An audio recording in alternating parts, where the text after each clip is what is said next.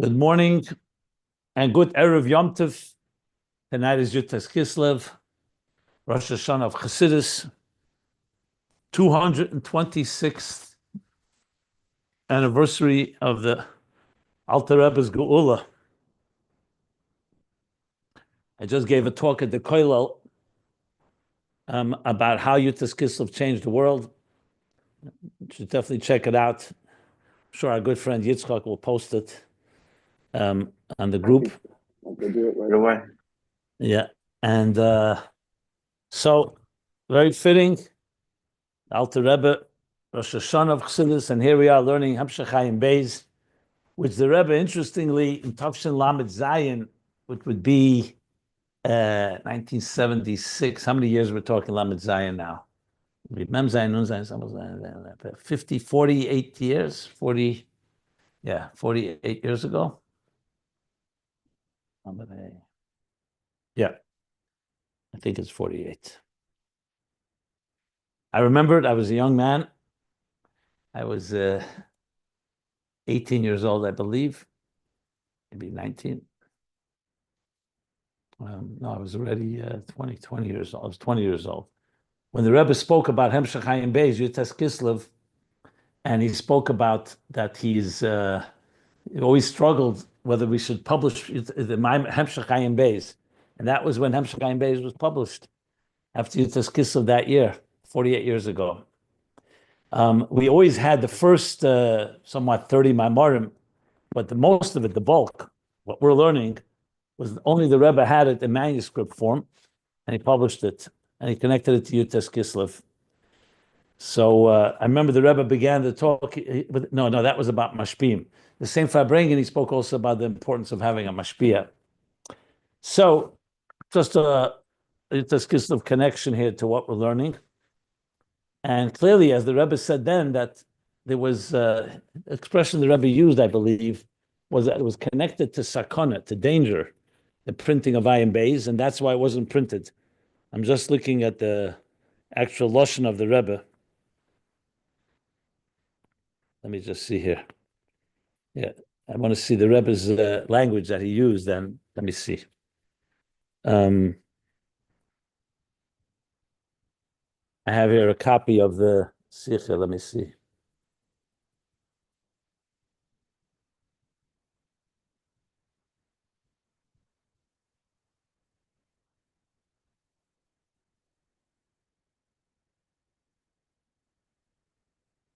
There was a chashash, there was a concern with printing it. So we never really figure out what the concern was. The Rebbe says that with time it became apparent there was a concern, but it sounds very much like there was some form of opposition in heaven, like Yutas Kislev, to the spreading of Ayin Beis. Clearly, Ayin Beis represented another. The Rebbe calls it a new stage, a new era, a new period in spreading Chassidus. Yeah, just.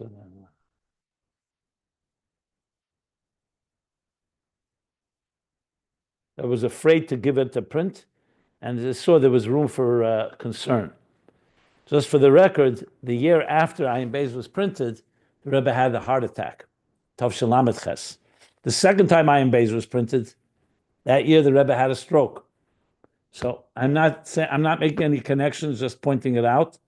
But bottom line is we're learning Ayin Beis, and it's connected to definitely a major force, as the Rebbe calls it, the wonders, even compared to the wonders of Samach Vav, as many of us can appreciate as we're learning the Hemshech. So with that, let's continue where we're at. So we're reviewing the conclusion of Ayin Beis in volume 3, and we stopped at page 1421 and went back here to page 9. Where are we? 9, let's see.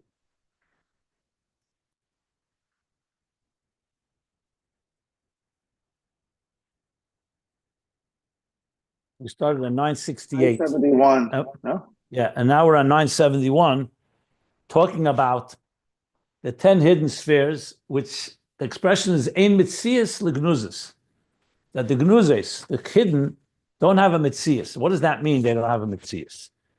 To say they don't exist altogether, you don't even make a statement. If something doesn't exist, it doesn't exist. So the Rebbe Rashab is explaining it with the example of Shemesh, that the Sefiros are like names. So on one hand, nothing exists. There's no faculties yet. There's no attributes. But God, so to speak, created these archetypes, these descriptions called names, that when you'll call that name, you'll draw out from me, so to speak, that particular attribute, Chochmah, Chesed. But at this point, it's not yet any attribute. When the name will be called, it'll draw it out, and ultimately, it will create the spheres, the revealed spheres in Atzilus, with all the stages in between. So it's essentially God, so to speak, before the reality envisioning. And when God envisions, obviously envisioning creates something. So that's what we're talking about. Before the Tzimtzum, this envisioning, what he called earlier, Kamayim Aponim, he's envisioning Kamayim Aponim. He's like, what will be like when the Aveda Sa'adam, the Halas Man, as he called it. The last thing we learned was that the Halas Man, the Aveda from below, when we call, just looking at the language that we stopped in, here we are. Yeah.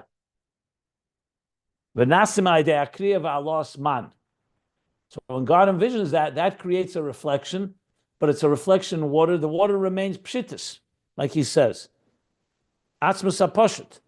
They're not mitzias at all, but through the kriya, the Allah man, that in a sense elicits them and triggers them to begin to take on shape and form. It's essentially the example being you want to build a home for your family. You don't have a family yet, but you're envisioning the family that will live in your home. So in your mind, you're beginning to build a home. You haven't built it yet, but something is taking shape. We're in a state where there is no shape and form, because prior to that, there is no connection to a home or to family or anything. But then when you envision that, that in turn creates the process that will ultimately, you envision what the home will look like, and then ultimately the home will be created. So, but it's all being elicited not because you want a home, because you want a family, and you want that family to build dir b'tachteinim in the nimshal.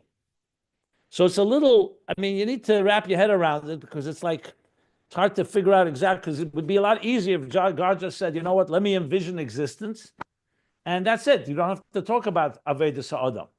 But the existence is because of Aveda Sa'adam. In other words, because he wants a dir b'tachteinim. He's not creating a world and then says, okay, now that I have a world, by the way, go build it and make it a home for me. The whole world is built for him to be a home for him. And that, in turn, requires an neshama to come down below. That requires a structure. So therefore, the structure starts being shaped and formed in the state which we call shemis. It's only names and archetypes, which of course works differently than we do, because for us, we go the other way around. First, we have an existence, and then we give it a name. Here, you have no existence. So everything begins with a name. That's the first form of expression, as we've been learning. Let me just finish the summary, then I'll stop for a moment. 1 second. So that's what we learned, that that when we call the names and we praise God, it's through the names that we're drawing out these faculties or these attributes. However, the difference is that by us, a human being, you already have those faculties within the soul. Even if they are like new when you draw them out, but you can't say there was no nefesh before. That's, like he says, it's only a beginning, a gilui. This galus. Because you can't even say there's a nefesh that has chachma within it. Even atzmi you don't say. So therefore, there the names. That's why imitzis l'gnuzis, and that's what the names do by drawing that forth. The kriya v'alos haman, and that's where we stopped, around third way down, page 971. Want to ask something before I continue? I wanted to add that the person who's building the house, his name is not father yet because he doesn't have any children, but he knows that he'll be called daddy or a grandfather eventually. So that also is the same way that Hashem knows he'll have names. Okay. Yeah.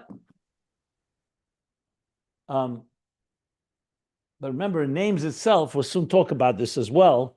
There's actual names, like Chochem or Chazdan or Havaya, Lakim. And then there's the concept of a name. Remember, Shmoi. Hayu Shmoi Bilvad was the mere fact that there is the idea that he wants to be expressed. As with this, we learn more in volume 3. I don't know how much he's going to go discuss that here, but we'll soon see how that plays itself out. But he's expressed as a father. Yeah. Says Well, as I said, I don't like to add that here because you can use it as an example to try to understand it, but I wouldn't like put that because he's not really defining that name father here. The names he uses Chochmah and Chazdan. But in concept, yes, correct. There is that element that he's starting to envision himself as a father. Yeah. Okay. So we are, as I said, we are up to the line, the line begins, so you don't even have that as in the Mokir, and it only comes to the Kriya, recalling, and the Allah Osman. The Allah Osman means the elevation of our initiative. Maya Nukfin, the basically it's called the feminine waters, that is initiative from below, which he's envisioning. So now let's continue, and he says like this: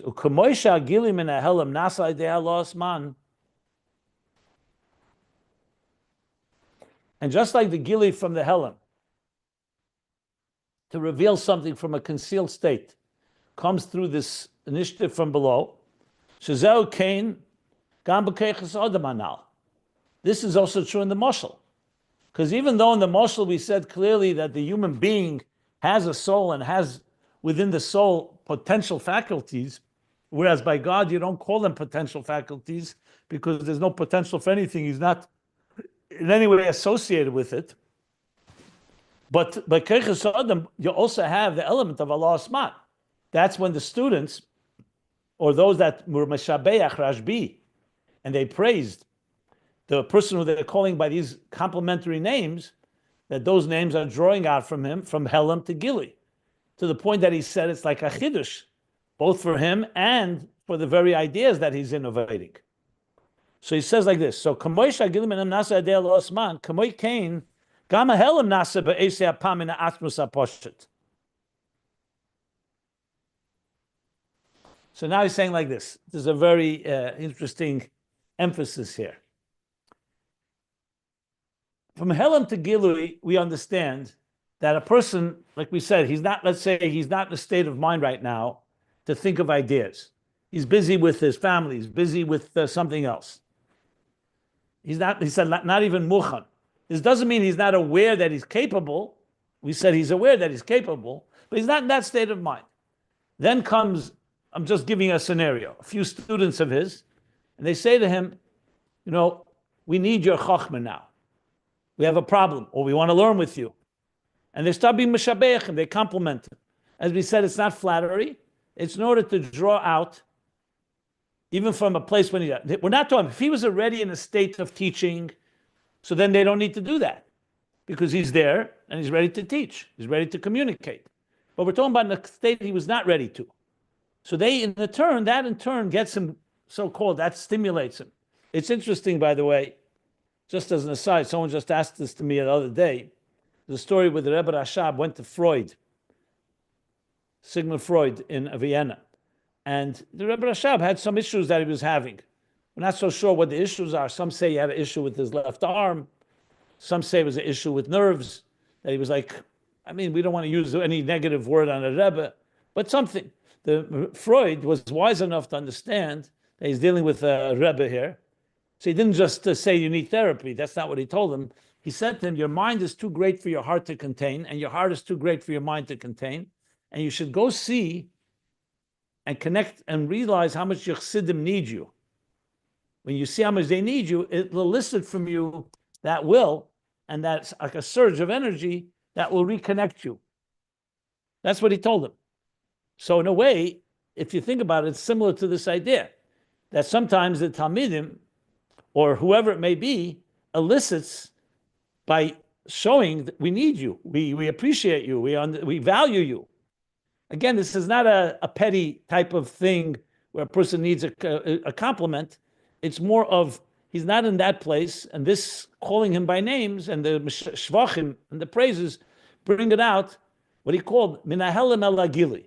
However, like he said, that helim is keilu, it's a davar chadash, because based on his state of mind, that was not where he was. And later he said in the parentheses, it's actually a chidush, because when he starts innovating, even if he's aware that he's capable, but the bottom line is innovating things that he was not aware of himself before. It's a new idea and this all came because of the shvachim that drew out from him like the surah chalomish, like the sparks inside of a flintstone. Not just like in koyach hamaskil, which is already somewhat connected to the ideas. They're not yet ideas, but they're already generating ideas. They're ready to generate ideas. Now, Lamaila, there's one more step. There's no Gilei Helam because the Helam didn't even exist. By the human being, we have at least Behelam. If you're calling him a Chacham, like he said clearly earlier, if he wasn't really a Chacham, by calling him a Chacham, you don't make him into a Chacham.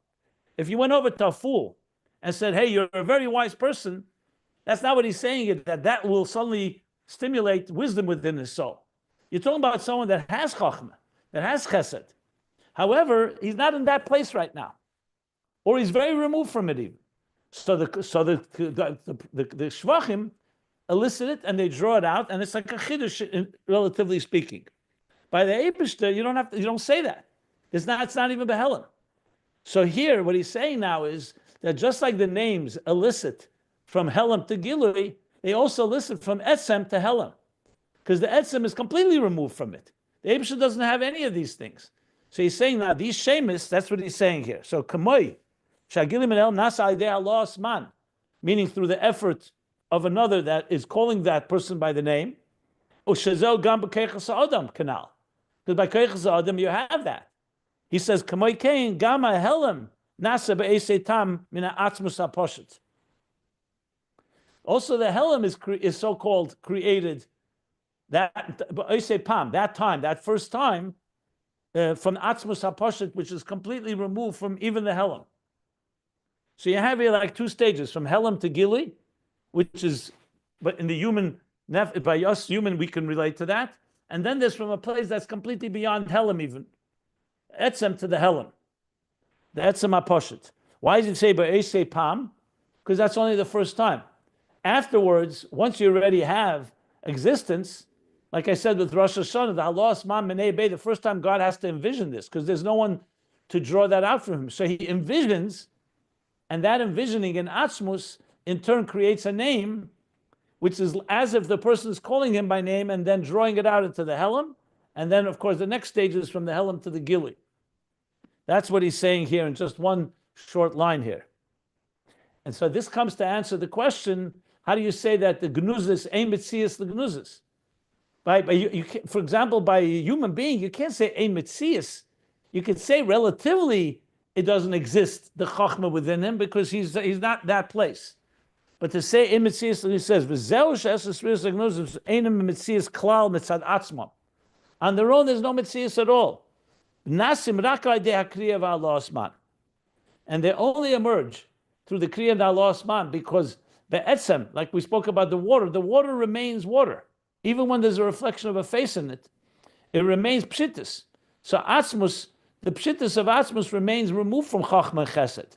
But because he wants to have the relationship, and the Allah Osman that he envisions, that in turn creates the Kriya of Allah Osman, that in a place where there's complete shapelessness, will emerge names that when you call them will ultimately draw out these attributes.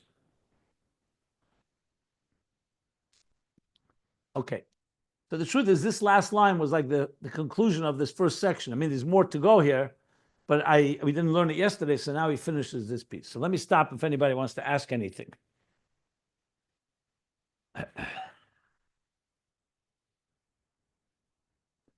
There's a lot to unpack here, to be honest, because the question really you can ask is, well, not question, but what needs explanation is, so what's the dynamic here?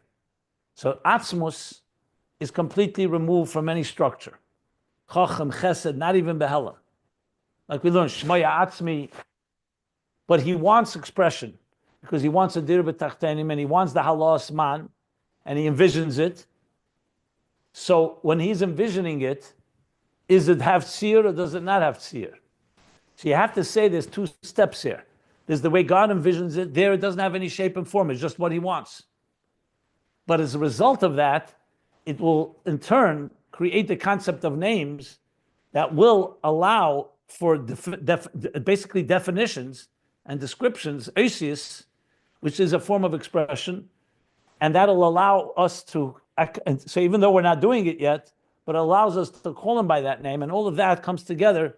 So you really have both pshittas, and ultimately you will have structure, because the Sefiros hagluyos, after the Tzimtzum and Atzilus, there are actual Sefiros, and those Sefiros are rooted in these names, and these names are rooted in God envisioning being called by those names, by that, because he wants to have the neshamas, avodah of the neshamas, of tzaddikim, like we learned. So there's a lot of pieces here that he doesn't really fully spell out, like what is the perspective from Atzmus, what is our perspective, what's in between, just pointing that out. But I think if you think about it, it becomes clear, especially if you use the example, let's say, like I said, of why you're building a home. So the home is not as an end in itself. The home is being built in order to have something there. Your family, to build a dir b'tachtenim in this context. So I just wanted to spell this out. I think also when we go back to volume 3, back to where we began, we will see how this plays itself out in even a broader sense, because there he does talk about the neshamas rooted all the way in the highest levels. Here he also does in this volume 2, but right now the emphasis is much more on this level of shemus. So let's continue. I think we're going to go another page probably, and then we'll see how much more to go. Okay. Can you take a question? Is that, anybody wants to ask anything? Can you hear me? Hello? Yeah. A little low, but I hear you. We hear you. Okay. Oh, that's better. So before there was any avoda, before there was any halasman, which is by definition from below, from lamata lamaila, he created the world with Sefiros after the Tzimtzum, Bria, Yitzira, and Asiya, and those worlds have Sefiros with names, and of course he has a name even once Adam is created. Adam Arisha, well, I don't know about Adam Arisha, but I mean Adam and Chava, and he has these attributes which are identifiable before there's any avoda. There's no halasman in the moment before, even before Adam and Chava were created. It's the 6th day of creation. There's 5 days of creation. There's material world, but there's no avoda. So I don't understand where. Were you in the class when we talked about this for a long time? It's called halos man mineu bei, that God is envisioning long before existence began. He's envisioning the halos man, which is the reason he's creating it in the first place. I see. Yeah, I was here, but well, first of all, I came in class yesterday very late, and then I listened to the. No, it wasn't yesterday. It was right in the beginning. That's the point of departure. That's where the whole thing begins. If you go back to the bottom of page 965, when we started learning this topic, you'll see the expression there. He says like this. Ein Sof is pasha b'tachas apshitus. There's no tzir, there's no shape, nothing. Kisha'oli b'rotzna pasha, to create the world. 5 or 68? 965, I said. Okay. At the bottom of 965. He said, it's halidei halos man mineu bei. Meaning, remember I spoke about the first Rosh Hashanah, Adam and Chava, they crowned God as king. But how did that happen before that? There was no one to crown God as king. So God, in a sense, crowned himself as king because he envisioned, being higher than time, he envisioned the Avodah, which is why he created existence. Nesava Kadosh Baruch Hu, the desire to have a dir b'tachtenim precedes existence. As soon as he has that desire, he is essentially envisioning, like he said, Meneu Bei, Mahatainuk Sheyeh b'maisa tachtenim. So look at the bottom of page 965, which we learned when we started this whole subject, and top of 966. I forgot about this. What does Meneu Bein mean? That he himself envisioning it within himself, without even having anyone else. Okay, thank you. That's the answer. Like a father imagining what his child is going to look like. That's the example from the Maggid. I understand. Thank you very much. My memory's not as Good as yours. Very few people's memory are. It's fine. That's why I'm reviewing it again. But and I'm telling you where to look. Read it. Read it inside. It's worthwhile reading it. I will. Thank you.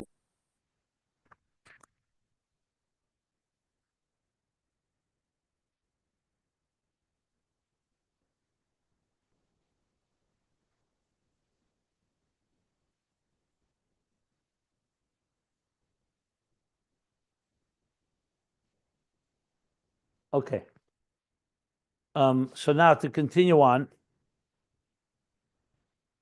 Vihine, he says now like this. Vihine. And now, ha'eses spheres agnuzis, the 10 hidden spheres. I think you skipped a line. I think you skipped. I explained that at length, actually, that line. I said that's what means. That's what are not a mitzias at all. And they only come through the kriya and Allah Osman, because an atzmus is completely shapelessness. So even the helem of the koiches of these attributes needs to be stimulated. So that's what, I just read that. I did read it. Now, v'hine, ha'eses spheres agnuzis, hem shemes protim. They are 10 spheres, so we're calling them 10. We said they're not a mitzias, but they are 10, they're called 10, essentially 10 names like. So they're shemes protim, in the sava muklolis in Shemo. So now this you may remember, we learned this. The Shemo Yachid, Echad, one name. So first you have the very concept of a name, and then that name breaks into detailed names. Ukamayim Razal, this very much associates what we're learning now in volume 3, in Ayin Beis. Actually, Nivra Elam Yehu Shmei Belvad. They just say Shmoi, one name. That till the creation, prior to creation, it was only him and his name. That's a Shem Kloli. That's a general name that's above yet, prior to the breakdown of specific names. As I said, we learned that. If you remember, Shem Lashon Echad, then there's even higher Yachid, etc. And then there's the Shemus Pratim in the 10 hidden spheres. Because the 10 hidden spheres is already envisioning the Halos Man, that calls God by name, what names? Chochmah, Chesed, and so on. V'yesh Lemer. So what is this level of Shemus Pratim? That's not a Metzias yet, but it's names. They are descriptions or archetypes or archetype of archetypes, however you explain it. Yesh Lemer shezel ma shebe'er ein sof baruch hu yesh mokim. Remember, that was the exact language we learned, the sinas mokim.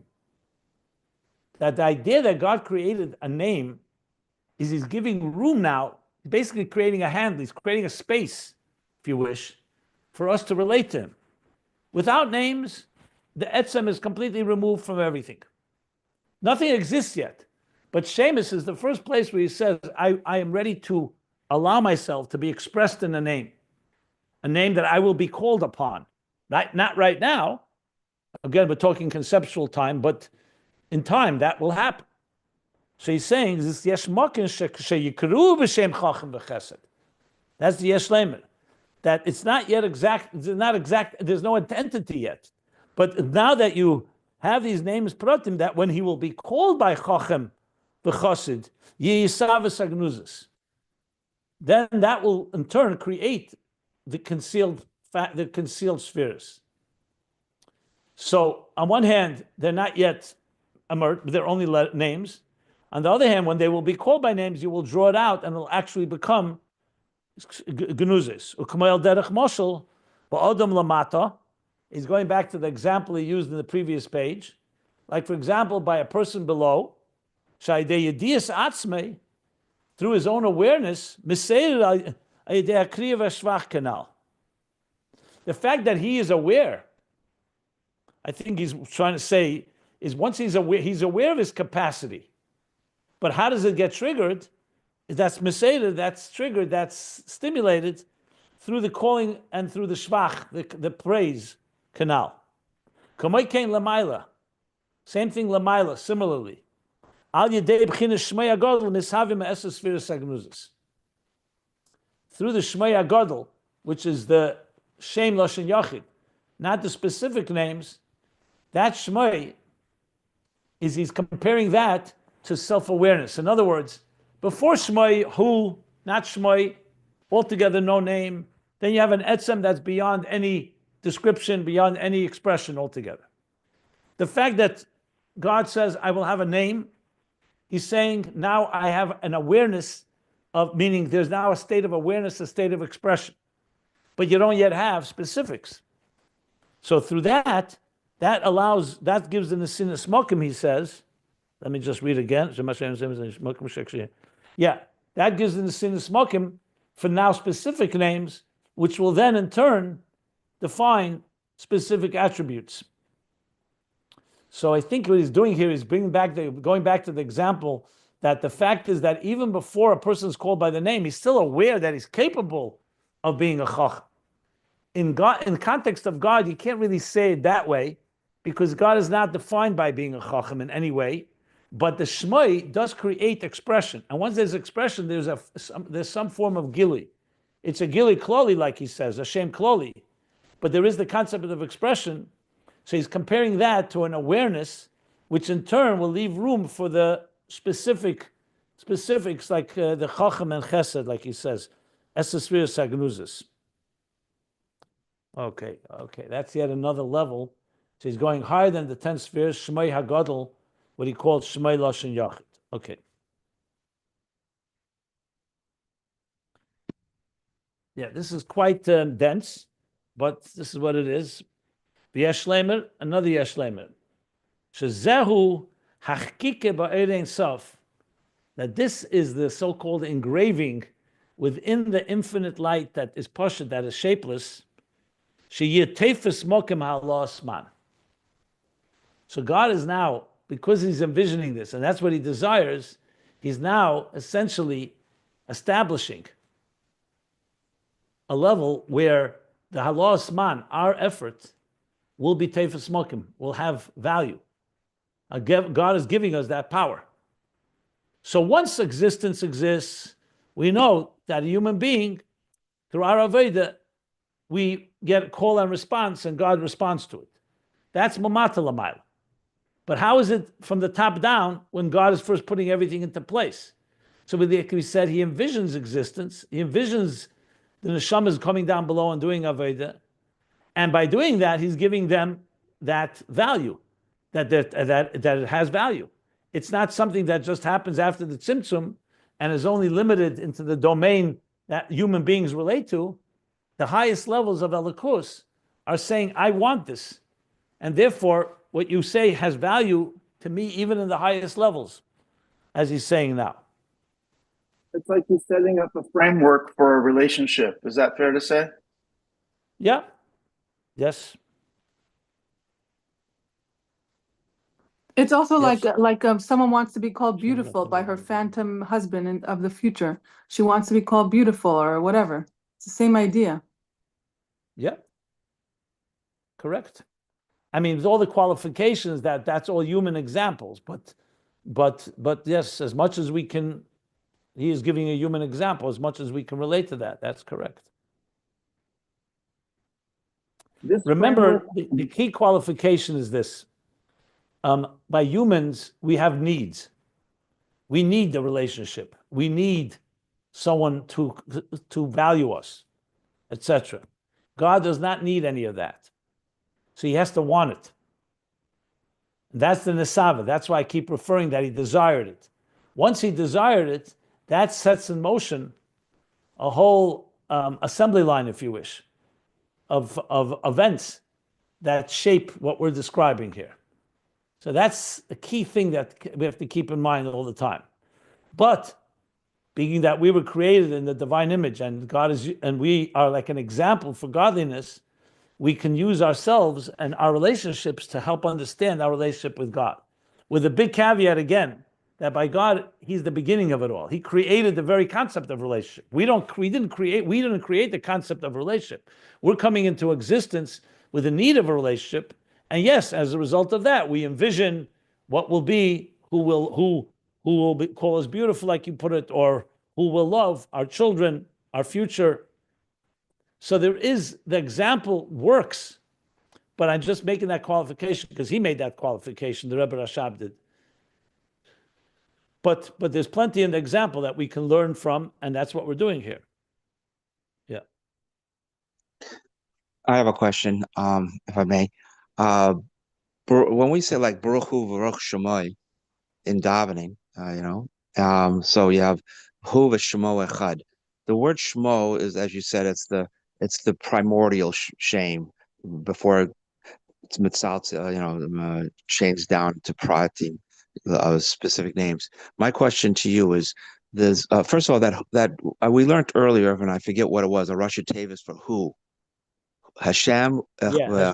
Hu v'Shemo Echad. Who is who? V'Shemo Echad. Hey Vav Aleph. Yeah. Hu v'Shemo Echad. Okay. Hu v'Shemo Echad. So my question to you is that first name where God is sort of envisioning it's going to the beginning of giving us to be able to have a handle to reach God at this highest, deepest level. Is that shame ata? Because when the famous story of the Tzemach Tzedek, wasn't it? What is how do you call Zaidi? Who is Zaidi? Yeah, who's grandfather? Right. And he says, "You are Zaidi ata." Well, wasn't that the term? Well, doesn't he say, "You are Zaidi"? Who are you? Are you meaning ata? But when we say Baruch ata, isn't that the primordial name? Because like in a husband and wife, you don't call your wife, refer to her as by her first name that everybody else knows her by. You talk to her as, "Are you going? Are you going?" It seems like you is more of the most essential name, and that's my question. Could we say that? It's a good question. It's a good question. I avoided going there, and I'll tell you why. Because there are places of Chassidus, and this is probably the most prominent places, when the Alter Rebbe teaches Ata Hareisa Ladas. So Ata is Loshen Noichach, like you're saying, you.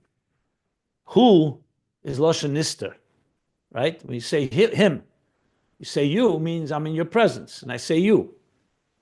Hello to you. You say hello to him, you're speaking from a distance. He's not present. So in that sense, Ata is more of a gilui, but the Alter Rebbe teaches Ata Hareisa Ladas, do. The only true you is Atzmus Ein Sof. Hareisa, you revealed yourself, Ladas, for us to know you. Right. So then when you use Ata in that way, you could say it's referring to the ultimate Atzmus. But then, based on what we learned in Ayin Beis, especially in volume 3, he referred to Hu Loshen Nista as a higher level than Ata. Ata, he said, was already a gilui.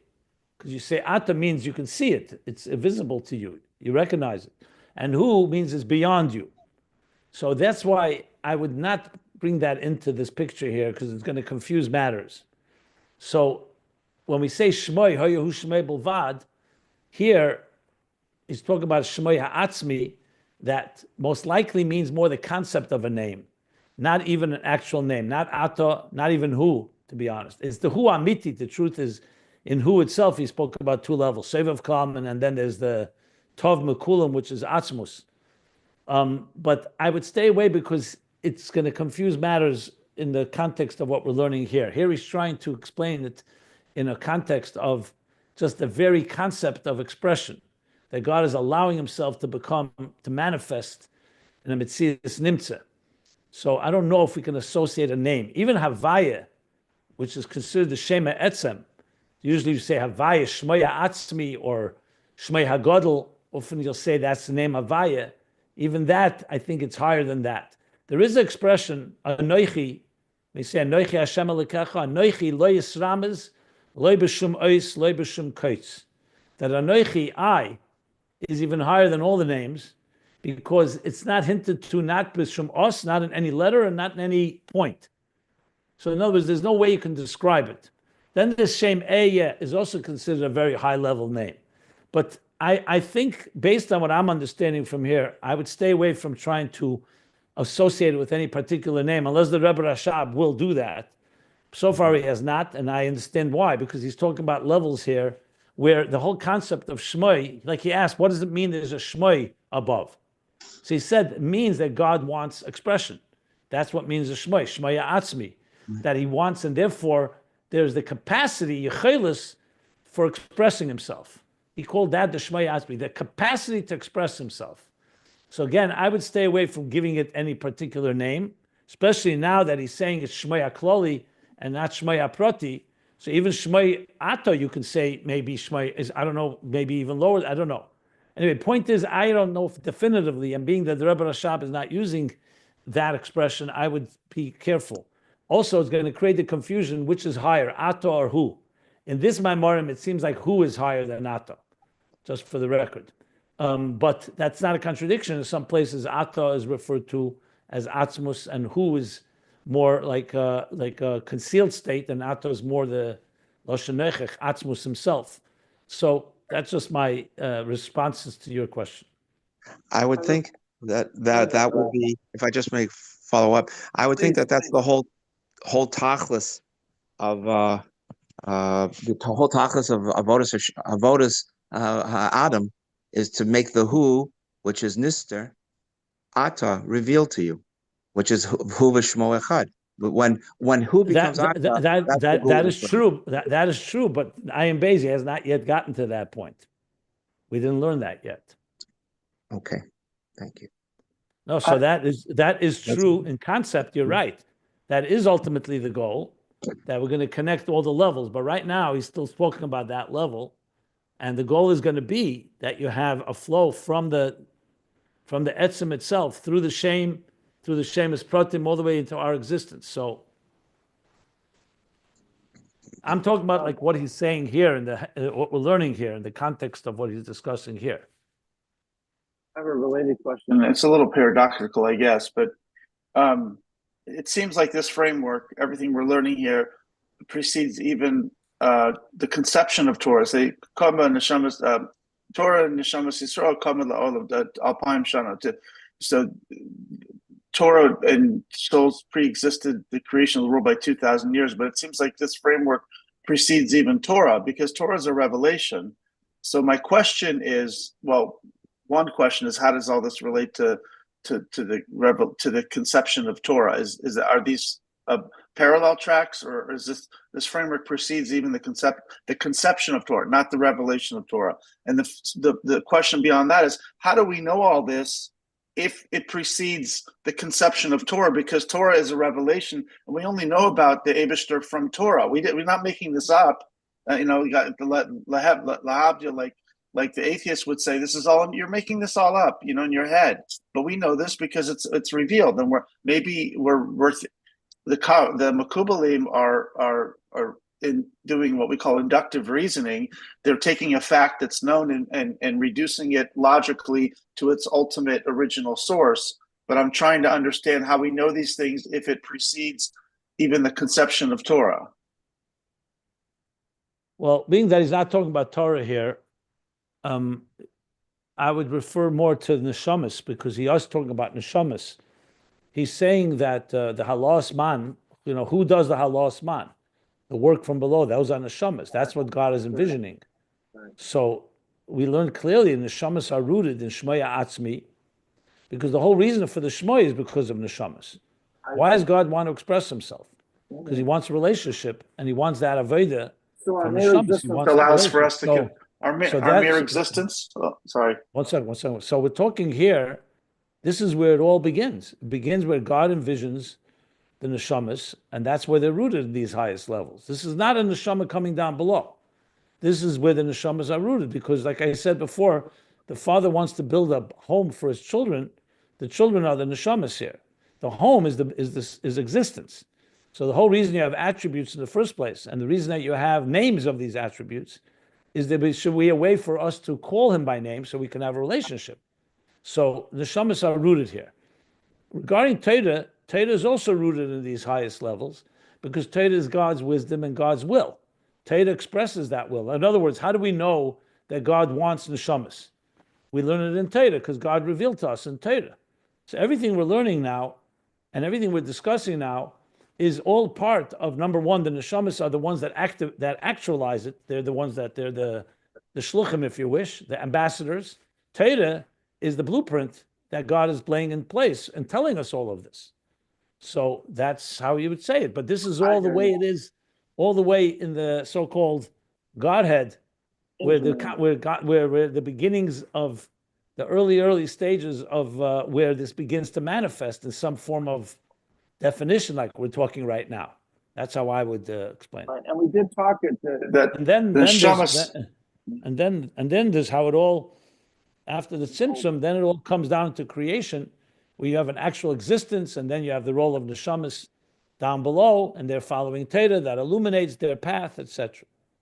right. And we did talk about that the shamas do precede Torah at this level in our in our reality. But Torah, but that we're going to discuss. We discussed earlier, and that's later in Ayin Beis. I don't want to jump the gun. This is already thinking ahead. Right now, he's discussing not neshamas and not Torah.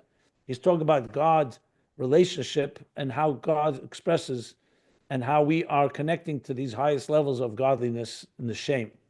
But we will get back to neshamas and Torah, and we discussed a lot more at length. Above all, how neshamas below, though initially they need Torah, and that's why their Torah is higher than the neshamas, but then in turn the neshamas are higher than Torah because they mashpia into Torah. That's the neshamas above. So it's going to be the ultimate connection between the etzem koyach hariyah, how it is in the core, and the koyach hariyah as it manifests in the keli, where the vision needs an outside light to illuminate it. But that we'll get back to. That's going to be how all this plays out. Right now, he's talking more about how this is in the higher levels. And it did begin with the whole inyan of Isha and Einai, if you remember, the pupil of the eye. And then there's the Einei Ha'eda, the Malachim, and the Einei Ha'eda, the leaders. That's how the divine relates to existence. The Isha and Einai is the divine above. And remember the three levels, Mamala Kalam, Sefiros Kalam, and then it's going to be Atzma. So we're talking now about those levels now. yes. Thanks for tying it all together. I'm just, since we're already talking so much, I was admonished this week for referring to the Rebbe as he when learning his and I said, well, we refer to Hashem as who, and that's Koach HaNelam, and talk when you don't understand something. Is there something about, am I right, or should we not be referring to the Rebbe as he? Yeah, it's a matter of respect. You don't refer to a Rebbe as him or he. You say the Rebbe. That's generally the way we speak about it. You know, if you mean the word who, so then you should explain yourself that you're using the word he because you want to talk about the Rebbe in his mystique. But we don't. In manner of speech, and especially when we speak between each other, generally it's respectful to use the word. You say the Rebbe, you say Moshe Rabbeinu, you don't say him. That's in general the way. So I'm not admonished. I don't know if you should be admonished. So no, I don't know if she was. She just rubbed her the wrong way, and I guess I. But so Chassidim don't use the word he or him on the Rebbe. What about Hashem? So why isn't it the same way with Hashem? Because not everybody who says who knows that who is referring to the Ne'elam.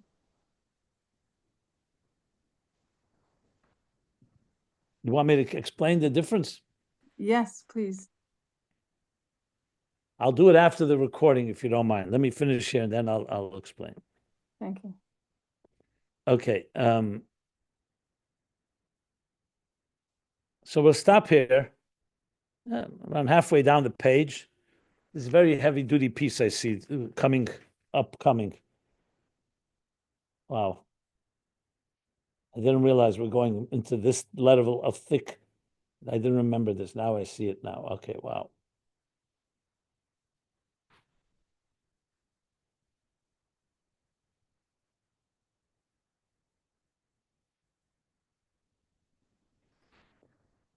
Yeah, it's quite powerful. Okay, so we stop in the middle of page 971.